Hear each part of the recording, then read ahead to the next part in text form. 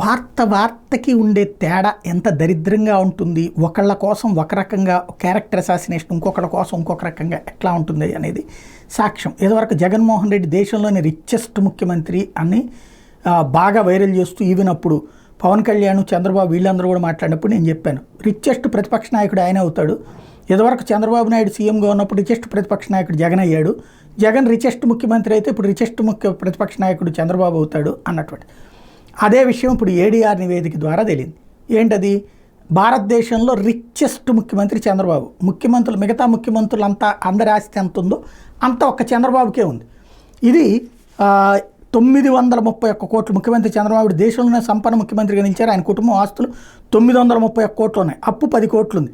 15 లక్షల ఆస్తున్న పశ్చిమ బెంగాల్ సీఎం మమతా బెనర్జీ జాబితాలో అట్టడుగు నిలిచారు. ముఖ్యమంత్రి ఆస్తుల వివరాలను సోమవారం అసోసియేట్ ఫర్ డెమోక్రటిక్ రిఫార్మ్స్ విడుదల చేసింది. గత అసెంబ్లీ ఎన్నికల సమయంలో చంద్రబాబు దాఖలు చేసిన అఫిడవిట్ ప్రకారం ఆయన పేట 36 కోట్ల ఆస్తులుంటే ఆయన సతీమణి భువనేశ్వర్ పేట 895 కోట్ల ఆస్తులున్నాయి. ఇందులో హెరిటేజ్ ఫుడ్స్లో ఉన్న షేర్లను కూడా కలిపి లెక్కించారు.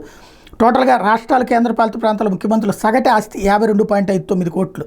దీని లెక్క చూస్తే చంద్రబాబు గారు 931 కోట్లు. ముఖ్యమంత్రుల సగటు ఆదాయం ఏడాదికి 13,64,310 రూపాయలు.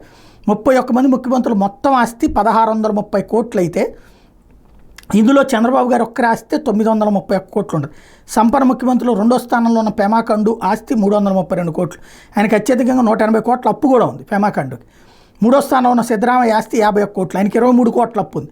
55 లక్షల ఆస్తులతో జమ్మూ కాశ్మీర్ ముఖ్యమంత్రి ఒమర్ అబ్దుల్లా అట్టడుగు నుంచి రెండో స్థానంలో ఉంటే 1.18 కోట్ల ఆస్తులతో కేరళ సీఎం పినరయి విజయన్ అట్టడుగు నుంచి మూడో స్థానంలో ఉన్నారు.